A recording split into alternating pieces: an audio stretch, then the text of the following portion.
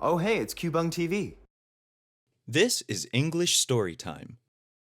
Little Red Riding Hood. Narrated by Daniel J. Edwards. There was once a sweet little maid who lived with her father and mother in a pretty little cottage at the edge of the village. At the further end of the wood was another pretty cottage, and in it lived her grandmother. Everybody loved this little girl. Her grandmother, perhaps, loved her most of all and gave her a great many pretty things. Once she gave her a red cloak with a hood which she always wore, so people called her Little Red Riding Hood. One morning, Little Red Riding Hood's mother said, "Put on your things and go see your grandmother. She has been ill. Take along this basket for her. I have put in it eggs, butter, and cake, and other dainties." It was a bright and sunny morning. Red Riding Hood was so happy that at first she wanted to dance through the wood.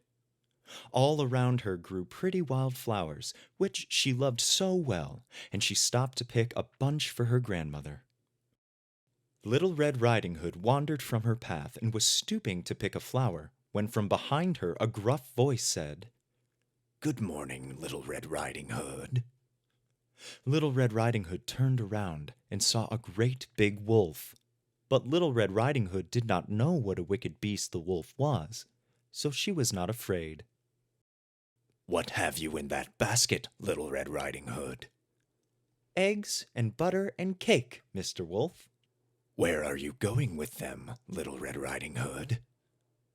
"I'm going to my grandmother, who is ill, Mr. Wolf." "Where does your grandmother live, Little Red Riding Hood?" "Along that path, past the wild rose bushes, then through the gate at the end of the wood, Mr. Wolf." Then Mr. Wolf again said, "Good morning," and set off, and Little Red Riding Hood again went in search of wild flowers. At last he reached the porch covered with flowers and knocked at the door of the cottage. "Who is there?" called the grandmother. "Little Red Riding Hood," said the wicked wolf. "Press the latch, open the door, and walk in," said the grandmother. The wolf pressed the latch and walked in where the grandmother lay in bed. He made one jump at her, but she jumped out of the bed into a closet. Then the wolf put on the cap which she had dropped and crept under the bedclothes. In a short while, Little Red Riding Hood knocked at the door and walked in, saying, "Good morning, grandmother. I have brought you eggs, butter, and cake, and here is a bunch of flowers I gathered in the wood." As she came nearer the bed, she said, "What big ears you have, grandmother."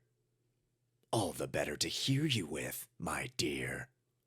"What big eyes you have, grandmother." "All the better to see you with, my dear." "But, grandmother, what a big nose you have." "All the better to smell you with, my dear." "But, grandmother, what a big mouth you have." "All the better to eat you up with, my dear," he said as he sprang at Little Red Riding Hood.